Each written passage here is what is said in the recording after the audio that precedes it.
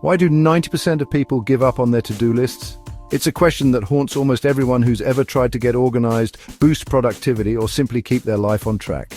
You sit down, pen in hand, determined to finally conquer your day.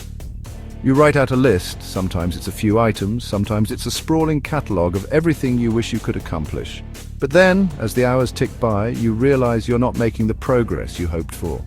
The list stares back at you, growing more intimidating with every unchecked box. By the end of the day, you feel defeated, maybe even a little ashamed. You crumple the list, toss it aside, and promise yourself you'll do better tomorrow. But tomorrow comes, and the cycle repeats. Why is this such a universal experience? Why do so many of us, despite our best intentions, end up abandoning our to-do list?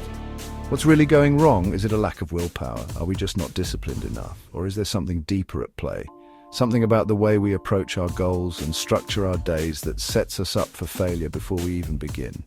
Let's dig into the psychology behind to-do lists and see if we can uncover the real reasons they so often let us down. To help us on this journey, let's turn to someone who's inspired millions to chase their dreams and live their best lives, Oprah Winfrey. You might know her as a media mogul, philanthropist, and all-around powerhouse, but even Oprah has struggled with the humble to-do list. In fact, her story is a perfect example of how even the most successful people can get tripped up by the same pitfalls that frustrate the rest of us. To-do lists are supposed to be our secret weapon, the tool that helps us crush our goals, stay organized, and feel accomplished. But if that's true, why do so many of us end up feeling overwhelmed, stuck, or even more stressed out after making one? The truth is, most of us never finish our to-do lists. And it's not because we're lazy, unmotivated, or lacking in ambition. In fact, the opposite is often true. We care deeply about our goals. We want to be productive. We want to make progress. But something about the way we approach our lists is working against us. It's easy to blame ourselves, to think we just need to try harder or push through. But what if the problem isn't us? What if the problem is the list itself? Here's the first big lesson. Most to-do lists fail because they're too vague. Think about the kinds of things we often write down. Get healthy, work harder, be more organized. These are admirable goals, but they're also incredibly broad. What does get healthy actually mean? Does it mean going for a run, eating a salad, drinking more water, or getting 8 hours of sleep? When our goals are this undefined, our brains don't know where to start. It's like standing at the base of a mountain and telling yourself to climb higher, without any idea of which path to take or how far you need to go. The result?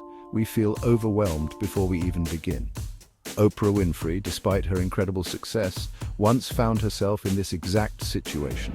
Early in her career, she was juggling countless responsibilities, hosting her talk show, managing her business ventures, and trying to maintain some semblance of a personal life. She kept a running list of goals, dreams, and tasks she wanted to accomplish. But instead of feeling empowered, she felt stuck. The list never seemed to get any shorter.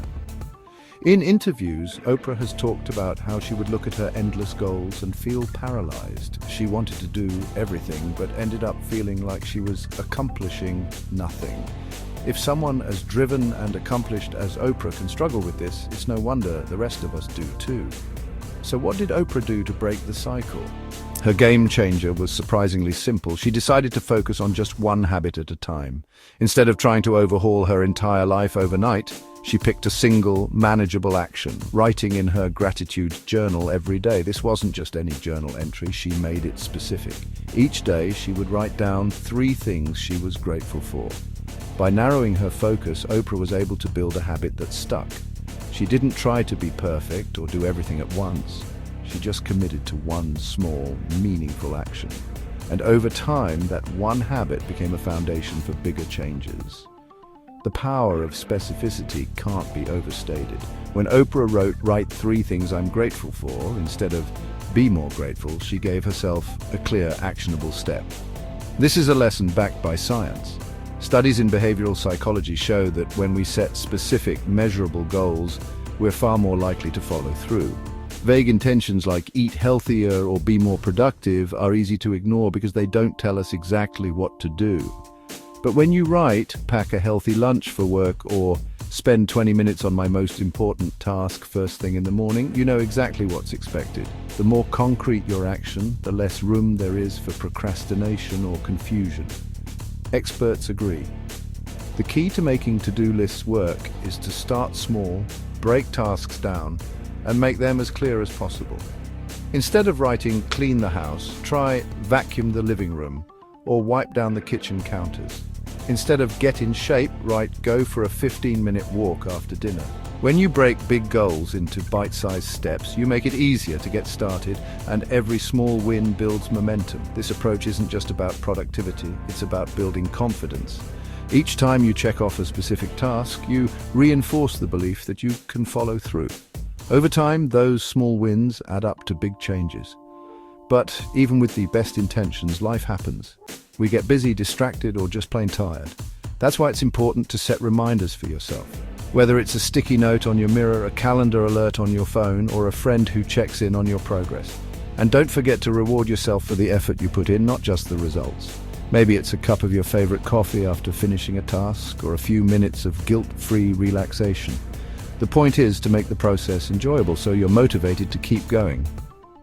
And if you slip up or miss a day, don't beat yourself up. Instead, tweak your plan, adjust your approach, and get back on track. Progress isn't about perfection, it's about persistence. Remember, if Oprah can do it, so can you. The people we admire most, whether they're celebrities, entrepreneurs, or everyday heroes, aren't successful because they never struggle.